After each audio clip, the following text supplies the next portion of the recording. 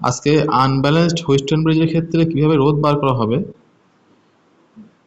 তুল্য রোধ কি করে বার করবো সেটাও দেখব। তো এই যে সার্কিটটা দেওয়া আছে R1 R2 R3 R4, এখানে R1/R2 is not equal to R3/R4, মানে এটা আনব্যালেন্সড হুইস্টন ব্রিজ। তাই এর তুল্য রোধ কীভাবে বার করব, তার জন্য আমি নিচে এই সার্কিটটাকে একবার এঁকে নিয়েছি। এঁকে নেওয়ার পরে এখানে আমরা এই যে পার্টটা, এই যে পার্টটা, এই পার্টটাকে আমরা একটু অন্যভাবে আঁকার চেষ্টা করছি।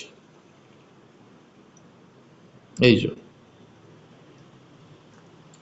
যাকে বলা হচ্ছে ডেল্টা, এই যে AXY, এটা একটা ত্রিভুজ আকার, মানে ডেল্টা আকারে রোধের সমবায় আর কি, R1 R3 R5।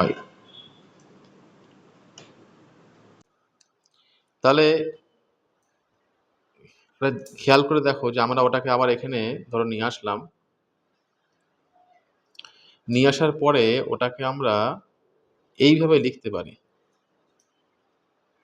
এইভাবে।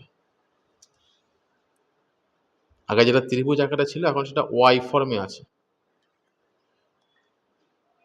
ওয়াই ফর্মে। তাহলে ডেল্টাটাকে তুমি এখানে ওয়াই ফর্মে নিয়ে আসলে ভালো করে, এ পয়েন্ট, এক্স পয়েন্ট আর ওয়াই পয়েন্টটা খেয়াল করো। তাহলে এখানে আর এক্স, আর ওয়াই এবং আর এর মান কি হবে, প্রথমে লিখছি আর এ,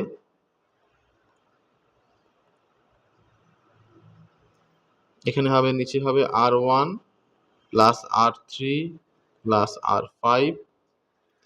আচ্ছা, তাহলে এ পয়েন্টটা, এই পয়েন্টটা মূল এই ডেল্টা ছবিতে কোন দুটো রোধের সঙ্গে যুক্ত ছিল, R1 এবং R3। তাহলে ওপরে হবে R1 গুণ R3।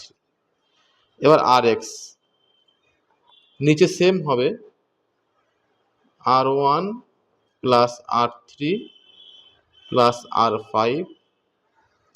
মূল ছবিতে মানে ডেল্টা ছবিতে এক্স পয়েন্টটা কিন্তু R1 এবং R5 এর সঙ্গে যুক্ত ছিল। তাহলে ওপরে হবে কি R1 গুণ R5।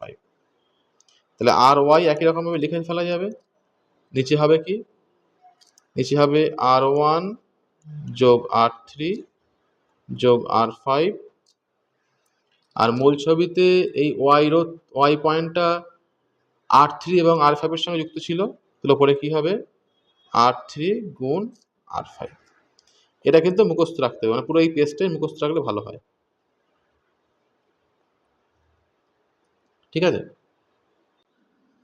তাহলে এখন খেয়াল করে দেখো, এই যে ছবিটা ছিল, মূল যে ছবিটা ছিল হুইস্টন ব্রিজের, সেটাকে আমরা এখন এইভাবে কিন্তু আঁকতে পারি যে AXY, এটাকে ডেল্টা ফর্মটা তুলে দিয়ে ওয়াই ফর্মে লিখলাম, বাদ বাকি R2 R4 ঠিকই আছে। তাহলে তুল্যরোধ কি হবে, তুল্যরোধ হবে আর AB সমান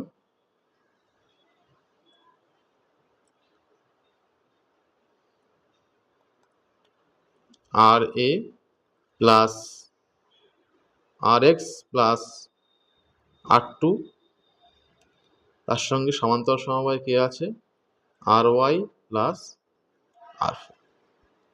এখানে সহজে এটা বার করে দেওয়া যাবে।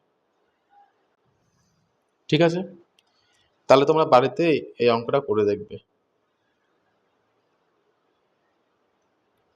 ওকে।